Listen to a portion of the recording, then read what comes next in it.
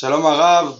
Shalom uvracha. Shalom, Shavua Tov. Shavua Tov umevorach. Je voudrais avec vous d'abord remercier David, Altar, Yohan, Botbol et Yaakov pour Zerbi pour tout ce programme magnifique et Be'ezrat Hashem étudier avec vous sur texte si vous le voulez bien. Est-ce que vous voyez le texte? Oui. Ok. Alors, Be'ezrat Hashem, et on remercie tous les rabbanim qui ont précédé et qui vont succéder. Qu'Akadosh Baruch Hu, Be'ezrat Hashem, les aide à être toujours des passeurs de lumière, j'allais dire, et Be'ezrat Hashem, qu'on soit nous aussi dans ce programme. Alors aujourd'hui, avec votre permission, je voudrais parler des vêtements qu'on appelle les vushim de yakar dans le langage kabbalistique, c'est-à-dire des vêtements de lumière, des vêtements chers à Kadosh Baruch Hu.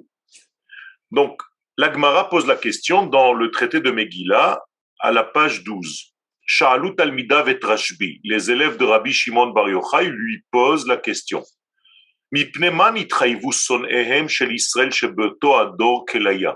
Pourquoi les enfants d'Israël de cette génération, de Mordechai et Esther, ont été condamnés à ce pogrom?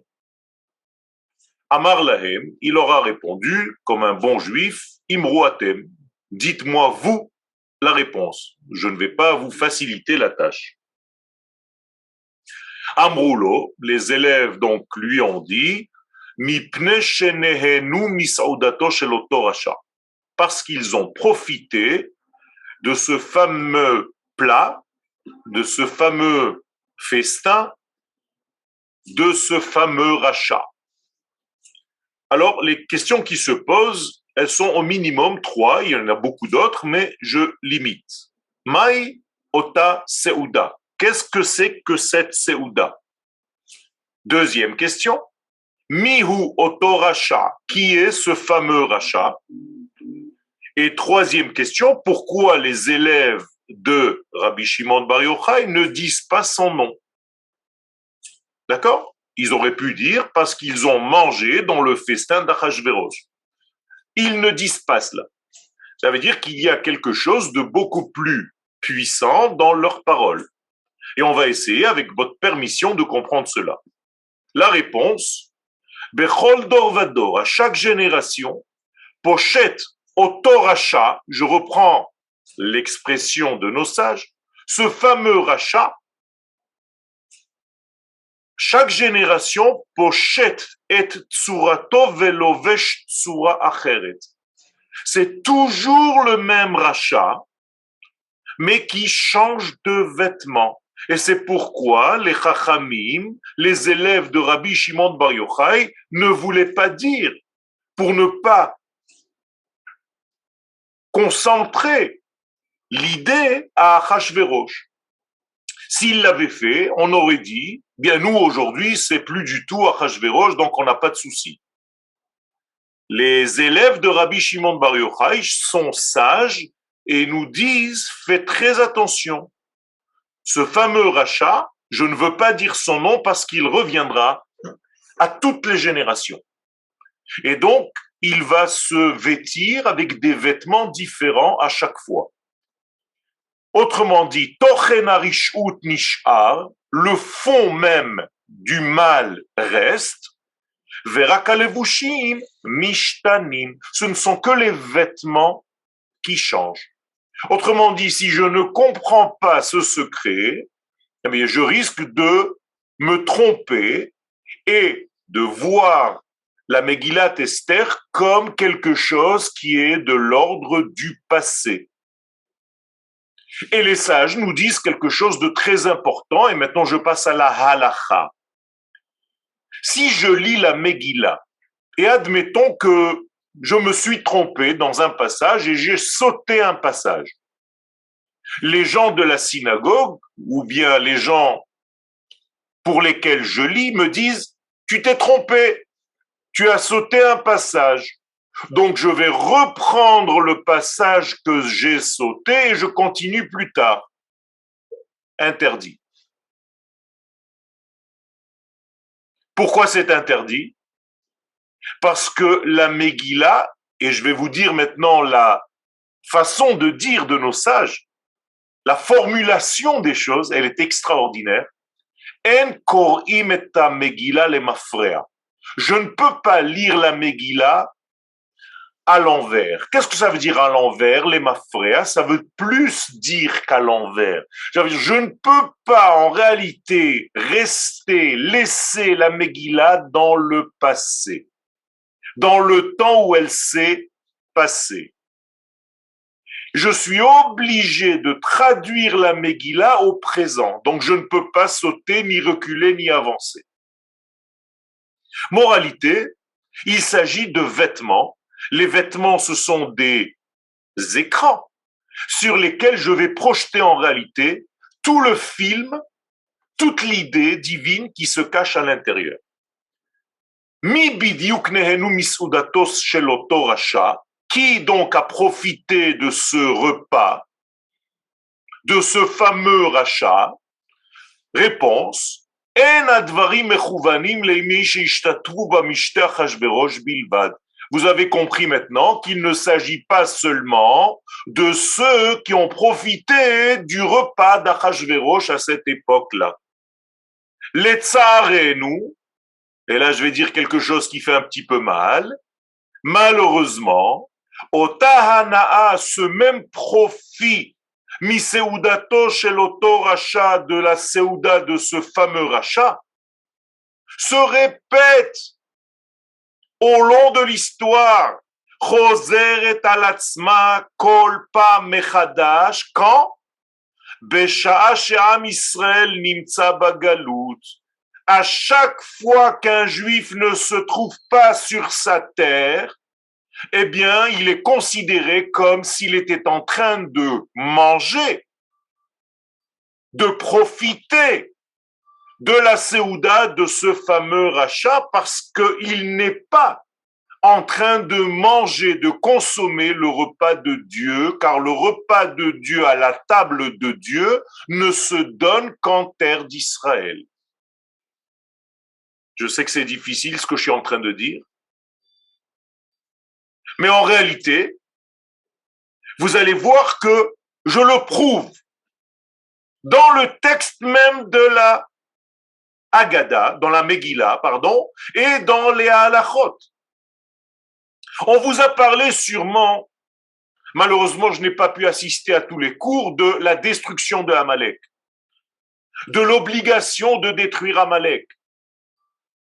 Mais comment est-ce que vous détruisez Amalek? Vous avez la possibilité de détruire Amalek en étant je ne sais où dans le monde?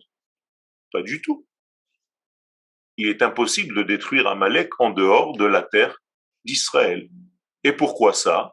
Mais tout simplement parce que le Rambam fixe dans la halakha que lorsque le peuple d'Israël revient sur sa terre, il doit réaliser 3 mitzvot. La première mitzvah, c'est de se mettre un roi. La deuxième mitzvah, c'est de sortir en guerre contre Amalek. La troisième mitzvah, de construire le Beth Amikdash. Alors, je vous pose une question. Pourquoi dans cet ordre-là? Mais tout simplement, parce que s'il n'y a pas un roi, je ne peux pas sortir en guerre contre Amalek. Et le roi n'étant pas possible en dehors d'Israël pour le peuple d'Israël, ce qui fait qu'en réalité, je ne peux pas sortir contre Amalek, si ce n'est que lorsque le peuple d'Israël est sur sa terre avec un roi. D'ailleurs, le passage que nous avons lu hier soir, hier matin, tout le Shabbat, Zachor et Asher Asa Lecha Amalek, eh bien, c'est écrit textuellement. On ne peut pas faire semblant de ne pas comprendre. En plein milieu de ce texte, il y a marqué Vehaya Be'aniach Hashem Elohecha lecha ba'aretz mikol oivecha misaviv ba'aretz asher Hashem Elohecha noten lecha lerishta. C'est seulement quand tu es sur la terre que Dieu te donne Timche et zecher Amalek. Alors c'est facile de dire que Amalek, c'est le doute, que Amalek, c'est le mauvais penchant, que Amalek, c'est très vrai tout ça. Mais je ne peux pas sortir du texte et du contexte. Je ne peux pas traduire la Torah seulement en valeur virtuelle. Tu vas sortir contre ton Yetzer Hara, tu es bien gentil, mais c'est pas ce qui est écrit dans le texte. Moralité, je ne peux pas sortir contre Amalek si je ne suis pas sur ma terre souverain. Et donc, lorsque le peuple d'Israël ne se trouve pas sur sa terre, alors que nous avons une terre, alors que nous avons une indépendance, alors que nous avons une souveraineté, ça veut dire que ça ne t'intéresse pas. Donc tu retombes en réalité dans la même faute que les Juifs de l'époque de Mordechai et d'Esther. Puisque là-bas aussi, ils devaient rentrer en terre d'Israël, puisque l'exil était terminé, et ils traînaient.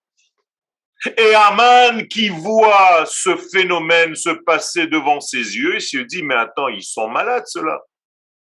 Yeshno Am Echad, il y a un peuple qui est normalement Goy Echad Ba'aretz, sur sa terre il est un, mais pour l'instant il est quoi? Mefuzar ou Meforad Ben Ha'amim. Il est complètement dispersé, écartelé, explosé de partout dans le monde. Est-ce qu'il y a un moment meilleur pour Amalek? Mais c'est extraordinaire. Et donc ce fameux repas de ce fameux rachat se répète à toutes les générations. À chaque fois que le peuple ne veut pas rentrer sur sa terre, Yeshno Am Echad, Mefuzar ou Meforad Ben Ha'amim. Regardez les mots. Lorsque le peuple d'Israël, c'est la bouche du rachat qui dit ça. Il sait exactement que lorsque nous sommes parmi les nations, Ben Ha'amim, on est Mefuzar ou Meforad. On est complètement en dehors du système. Alors qu'à la base, nous sommes Am Echad. Et que disent les Chachamim dans la Gemara? Ne lis pas Yeshno, il y a, mais Yashnu, ils se sont endormis. Même leur Dieu s'est endormi. Il a oublié de les sauver. Hachem Ishmor, Chilul Hachem. Donc, tu vis sous l'influence d'une autre nation étrangère à ta culture et par nature des choses, tu vas profiter du plat, du repas de ce rachat en question dans lequel tu te trouves. C'est-à-dire qu'à chaque fois qu'un juif ne se trouve pas sur la terre, c'est comme s'il mangeait du plat du président de la République là où il se trouve. Comprenez ce que ça veut dire? C'est très grave. C'est très grave. Ça veut dire que l'histoire de Pourim, en réalité, on ne la comprend pas, puisqu'on continue à faire la même chose. Alors, à quoi ça sert de te déguiser? Seudato shel oto rachat, donc la Seuda de ce fameux rachat, la première de l'histoire, Harishona ba historia, haïta Seudat anachash, c'était celle du serpent. Là aussi, c'est la même chose. Changer Aman, changer Achashverosh par le serpent, c'est exactement pareil. Le serpent va inviter Adam et Ève à manger au restaurant. C'est la même chose. Là-bas, il va leur donner, à la place de l'arbre de la vie, l'arbre de la connaissance du bien et du mal. Donc, Ève a été invitée par le serpent dans le premier restaurant de l'histoire. au Gan Eden. Et elle a profité, elle aussi, de ce fameux rachat, de sa nourriture, et elle est tombée dans le piège, et jusqu'à maintenant, nous payons cette faute. Donc en réalité, Adam et Ève qui ont goûté de Etzada Tovera sont en réalité les premiers qui étaient Miseudato chez l'Otoracha. Je reprends toujours la même formulation, qui ont profité de la Séouda de ce fameux rachat. Vous comprenez maintenant pourquoi les élèves ne voulaient pas dire le nom, pour ne pas nous confiner à Achashverosh, pour que tu comprennes que le rachat en question, il peut être n'importe qui. Dans le monde, là où tu te trouves, et tu as l'impression de manger cachère parce que tu as un restaurant cachère. Là-bas aussi, c'était en ones. Ve'ashtia kadat. Et tu as l'impression que tu es tranquille. Vous croyez qu'à Shushan Abira, ils n'étaient pas religieux? C'est pareil. Et la Gemara, pour bien te faire comprendre cela, Agmara mavlita uvdazot. Elle va mettre en relief ce que je suis en train de vous dire et elle pose la question, une question incroyable d'ailleurs. Dans Choulin 139, Haman min ha-Torah minayin. Où est-ce que nous avons trouvé Haman dans la Torah? Puisque tu me dis que Haman, il est partout, à toutes les générations, donc il doit être aussi dans la Torah. Alors que Haman ne se trouve pas dans la Torah. Pourquoi il ne se trouve pas dans la Torah? Parce que l'histoire de Purim s'est passée bien après qu'on ait terminé la Torah. Et malgré ça, les sages trouvent une réponse dans la Torah et dans le livre de Bereshit et dans le paragraphe qui parle de ce que je vous ai raconté il y a 3 minutes, c'est-à-dire le serpent. Et voilà, Haman minatora minayin, la réponse de la Gemara, Hamin, ça se lit Haman. Et en hébreu, ça veut dire, est-ce que de l'arbre que je t'ai ordonné de ne pas manger, tu as mangé? Au lieu de dire Hamin haetz, li Haman haetz. C'est la même chose. Haman, le premier de l'histoire, se trouve dans le paragraphe qui parle de l'arbre de la connaissance du bien et du mal. Vous comprenez pourquoi maintenant le tikkun à Purim, c'est de quoi faire? C'est de lâcher prise un petit peu dans ce degré d'arbre de connaissance du bien et du mal. Comment est-ce qu'on dit ça dans le langage de nos sages? Ad de loyada. Tu dois abandonner le etzadaat, puisque c'est toujours le même piège dans lequel tu tombes. C'est-à-dire la logique, mais je fais la Torah, j'étudie, j'ai ma chabruta tous les jours, mais c'est pas grave si j'habite là-bas ou ailleurs. Ben tu te trompes. Tu te trompes parce que tu retombes dans ta logique qui n'est pas la volonté divine et tu as l'impression de faire ce qu'il faut. Alors le jour de Purim, on te dit, abandonne un petit peu cette journée, en tout cas, ton côté cartésien, ton cerveau reptilien, serpentesque. Tu es capable de le faire ce jour-là? Et écoute un petit peu ce que la vie te dit de faire en tant qu'homme d'Israël, femme d'Israël, qui doit vivre avec son peuple sur sa terre une vie normale. C'est compliqué?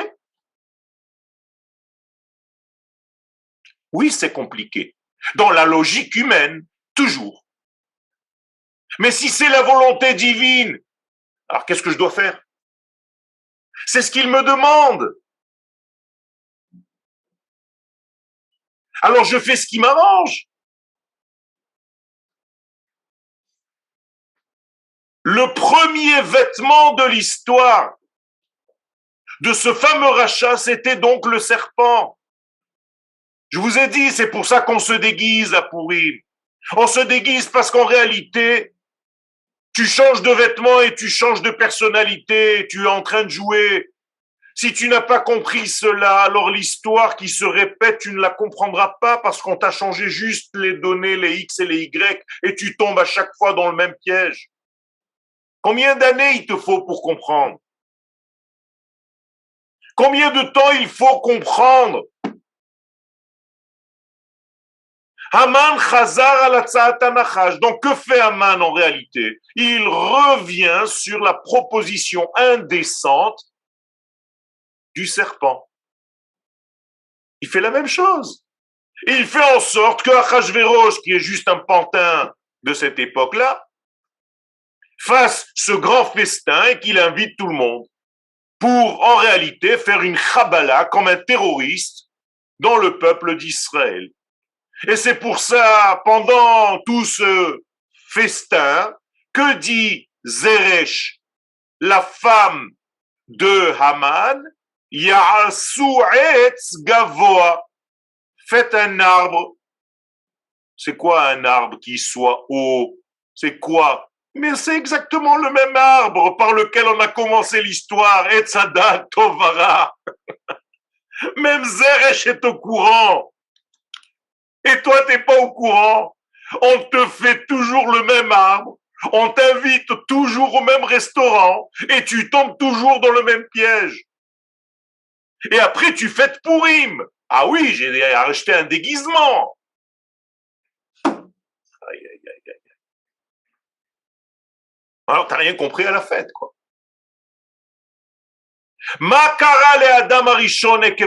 Que s'est-il passé une fois que l'homme a fauté dans cette même faute? Bien, tout simplement, il a perdu ses vêtements de lumière. Vous comprenez?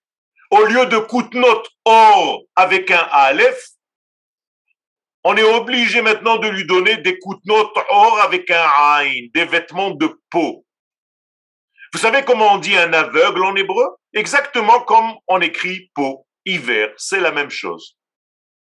Ça veut dire qu'en réalité, l'homme est tombé, est devenu aveugle. Et tu t'aveugles à toutes les générations parce que tu retombes dans le même piège, tu ne comprends rien à l'histoire, qui se répète en changeant les X et les Y.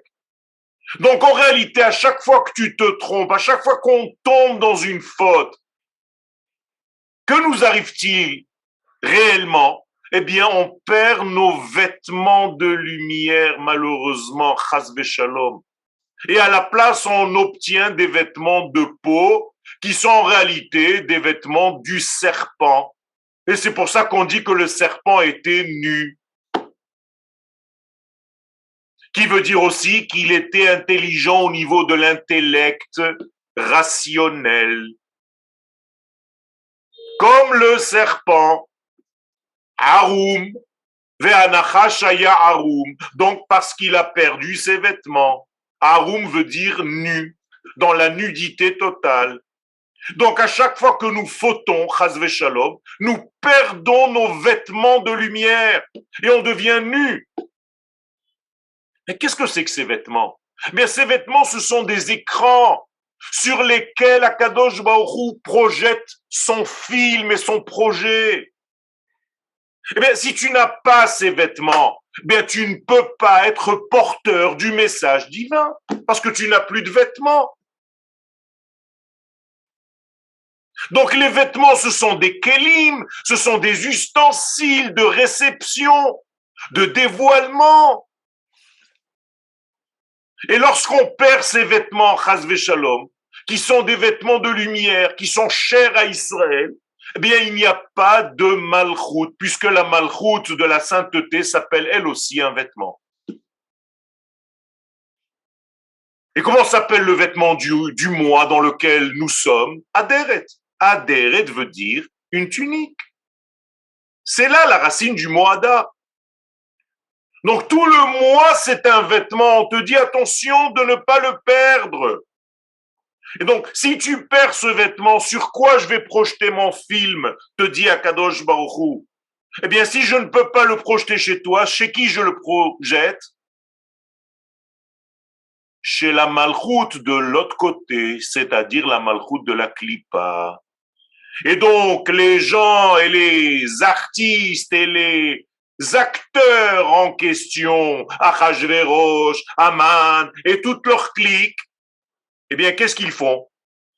S'il n'y a plus de vêtements chez Israël, eh bien, eux, ils vont prendre les vêtements comme si c'était eux maintenant le nouveau Israël de l'histoire. Et ils vont profiter de tous les bienfaits du ciel. Eh bien, c'est exactement ce qui se passe. Et Armon Achashverosh Afrou le Mikdash, on a transformé le palais d'Achashverosh en Beth Amikdash. Incroyable! Achashverosh s'est vêtu lui-même de vêtements de Kohen Gadol. Incroyable! Il s'est construit un trône comme le roi d'Israël pour montrer c'est moi maintenant le roi. Et dans tout le royaume, on a utilisé les ustensiles du Beth Amikdash qui étaient en réalité censés être à Israël. Vous comprenez ce qui se passe là? Tous les kelim de la sainteté sont passés maintenant, chas v'shalom, dans l'utilisation néfaste de tous ces ennemis d'Israël. Et c'est pourquoi toute la Megillah, vous avez plein de vêtements, on vous montre des choses courts, chour, karpas, trelet, des couleurs, des matières, achuz bechavlebutz, argaman, encore des couleurs, klei kesef, glile kesef, des matières, de l'argent, shesh, du marbre, mitot zahav, des lits en or, kesef. C'est quoi tout ça?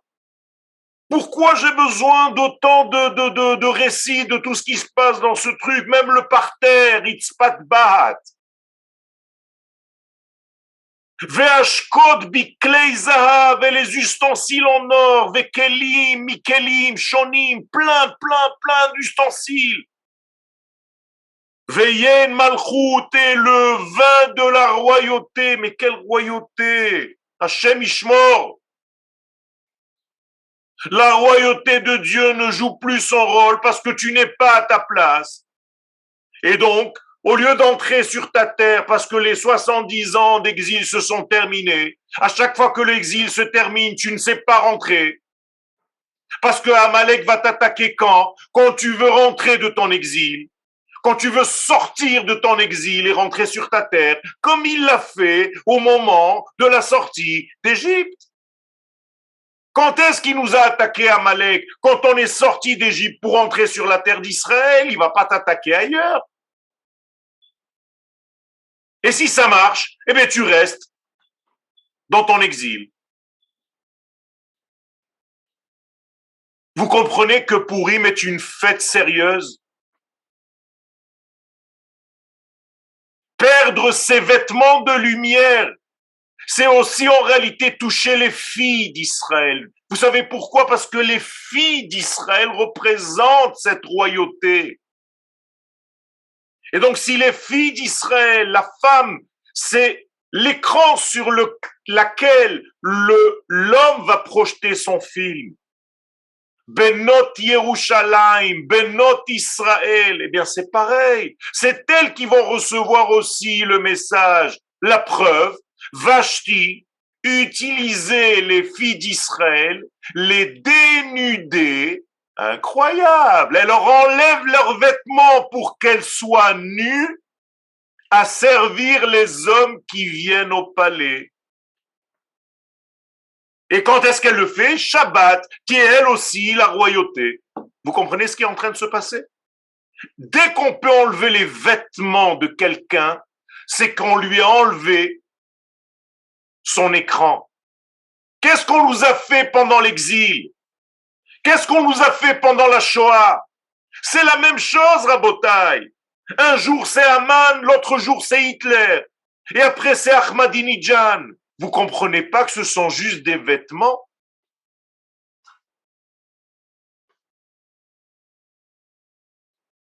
Mordechai qui comprend ce secret-là que je suis en train de vous dire, qu'est-ce qu'il fait?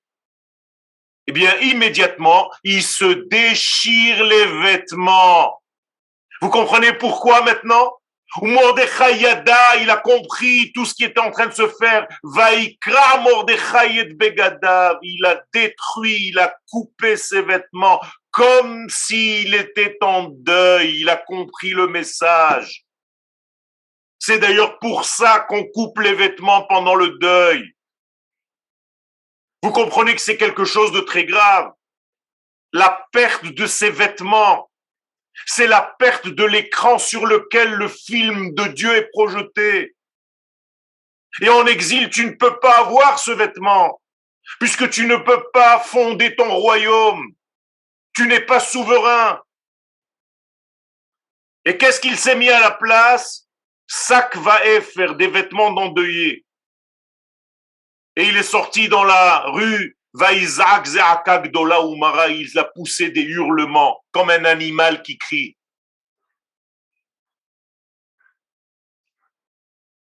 Alors si tu avais mangé du plat de ce fameux rachat, d'accord? Mais c'est pas ce que les enfants, les élèves de Rabbi Shimon Bar Yochai disent seulement. Ils disent quelque chose de beaucoup plus grave.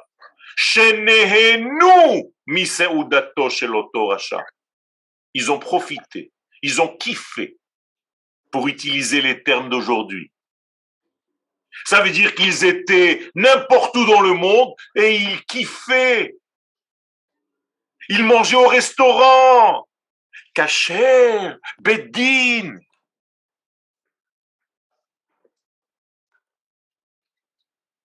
Sachez que vous êtes en train de perdre les vêtements de lumière, chas v'shalom. Bigdei ha'or, les vêtements de lumière se sont transformés en vêtements de peau et on fait tomber l'humanité tout entière dans l'aveuglement. Oh! Et la Megillah, elle vient, elle te dit attention, je viens te dévoiler un secret. C'est ce qu'on dit, Megillat Esther. Je viens te dévoiler un secret. Ne tombe pas dans le piège du déguisement. C'est pour ça que les enfants se déguisent. Mais aujourd'hui, qui c'est qui se rappelle de tout ça? L'essentiel, c'est que tu cherches pendant 3 mois un déguisement.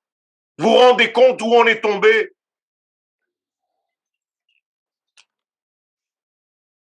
Alors la Megillah va nous dire tout ça. Et à la fin, Mordechai arrive à corriger. Ou Mordechai yatsa milifnei hamelech. Il a compris parce qu'il a fait tchouva. Il a dit à Kadosh Baruch Hu, je comprends. C'est lui, Hamelech. Hamelech, le roi, pas Achashverosh. Quand il y a marqué dans la Megillah Achashverosh, c'est le roi Achashverosh. Mais quand il y a marqué Hamelech, c'est plus Achashverosh, c'est Dieu. Et donc Mordechai sort de la maison de Dieu, il a compris le secret, il a fait tchouva. Alors quels sont ses vêtements maintenant? Bilevush malchut. Il va réintégrer les vêtements de la royauté. Chelet, Bachou, Ve'ateret Zahav Gdola. Encore une fois, encore on essaye de te donner plein de détails, de matière, d'or, de couleurs. Esther, pareil. Vatilbash, Esther Malchut. Esther, c'est qui? C'est l'Assemblée d'Israël. Elle aussi, elle se vêt. Elle s'habille avec des vêtements de royauté. On parle en réalité de la Géoula. C'est Israël qui revêt les vêtements de lumière. C'est ça la Géoula, Rabotai.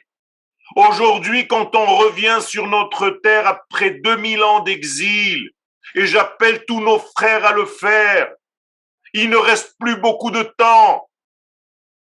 C'est dommage que vous ratiez ce passage de l'histoire tellement important. On a attendu 2000 ans pour ça. Quand vous revenez en terre d'Israël, on vous donne un autre vêtement, un vêtement de lumière.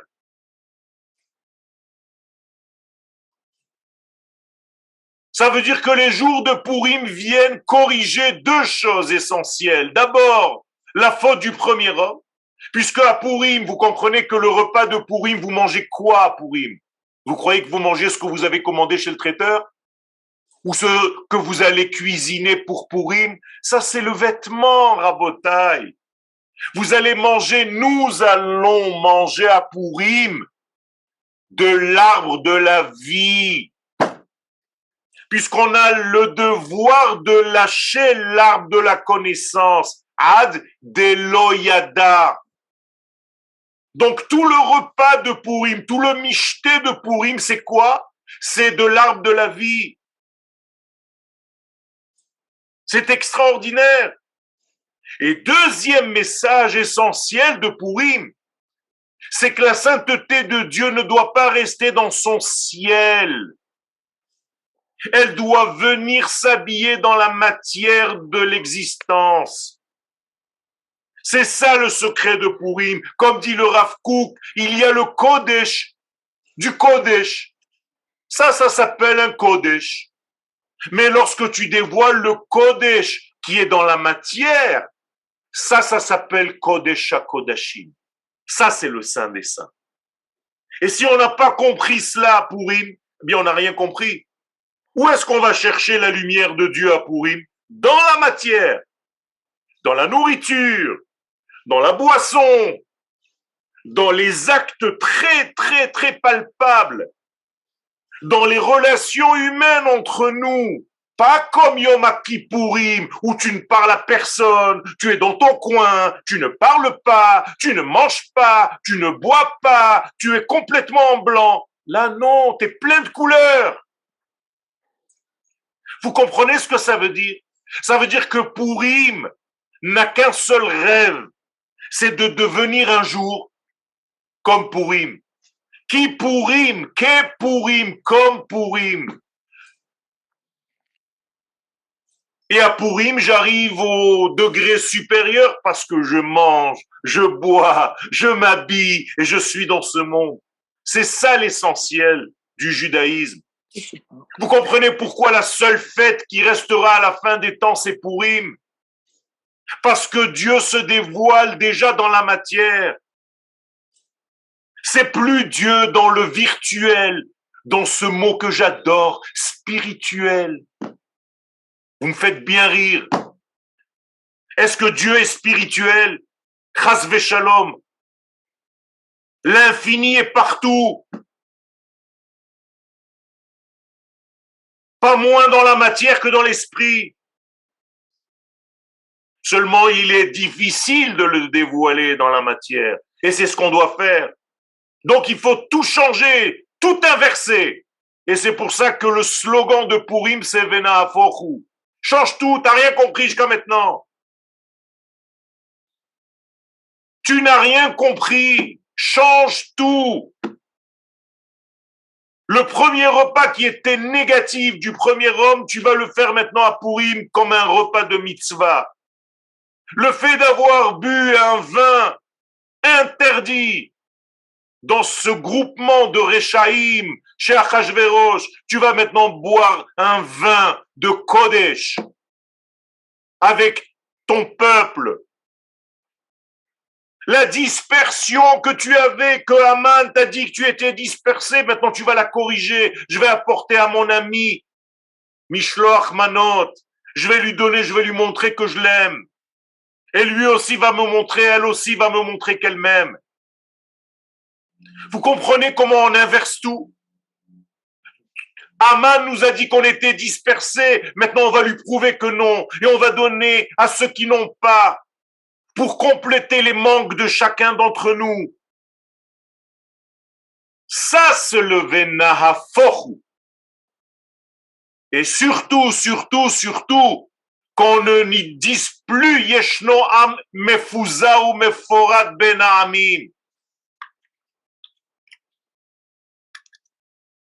Pourquoi? Parce que nous sommes revenus sur notre terre, Goy Echad Baaretz. Nous sommes enfin saints d'esprit et de corps. Le peuple d'Israël est à nouveau réuni sur sa terre. Est-ce qu'il y a quelque chose de plus grand que cela? Tous les gens qui parlent du mal de l'État d'Israël, s'il n'y avait pas aujourd'hui l'État d'Israël, comment feraient tous ces juifs paumés dans le monde maintenant? qui veulent trouver n'importe quel trou pour entrer dedans pour arriver ici. Parce qu'ils sont dans le malheur, malheureusement. Mais pourquoi attendre des situations pareilles? Pourquoi tu ne comprends pas l'histoire?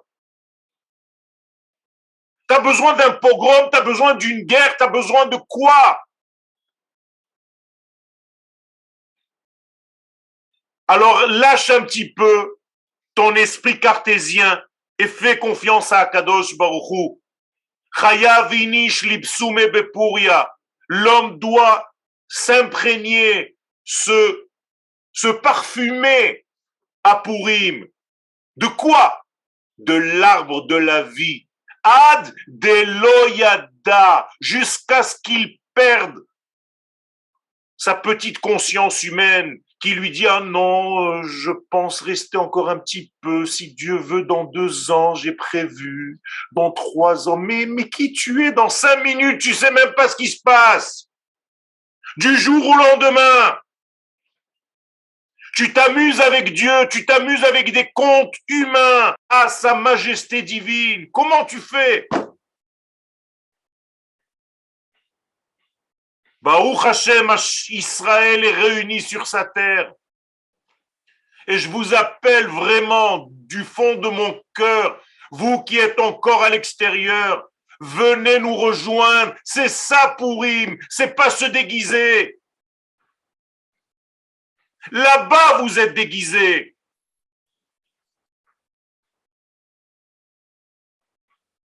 Séparez-vous de vos masques. Venez vivre authentiquement avec vos frères et vos sœurs sur votre terre, sur la terre d'Akadosh Baruch Hu, celle qu'il a choisie pour nous. Et une fois que tu as compris ça, le fait seulement de venir sur cette terre qui s'appelle la terre de la vie, Eretz HaChaim, eh bien, naturellement, tu manges et tu consommes de l'arbre de la vie. C'est ça, consommer de l'arbre de la vie. Vous croyez qu'on va manger des arbres? C'est quand tu prends ta voiture, Yehudit, Yaakov, Claude, Nicole, Solange, Fabienne, quand vous prenez votre voiture et que vous faites quelques mètres en terre d'Israël. Anita, Evelyne, Régine, Myriam, Martine, Françoise, quand vous roulez sur les routes d'Israël, Yosef, vous êtes en train de manger de l'arbre de la vie. C'est ça l'arbre de la vie. Et c'est ça le véritable degré de Pourim. Vous savez quoi? C'est la première mitzvah que Dieu a donnée à l'homme. Pérou urvu. Pourim, c'est Pérou urvu. Fructifiez-vous. Sur la terre d'Israël, c'est là où on se donne. Et c'est là où les fruits prouvent que nous sommes dans une période de Géoula.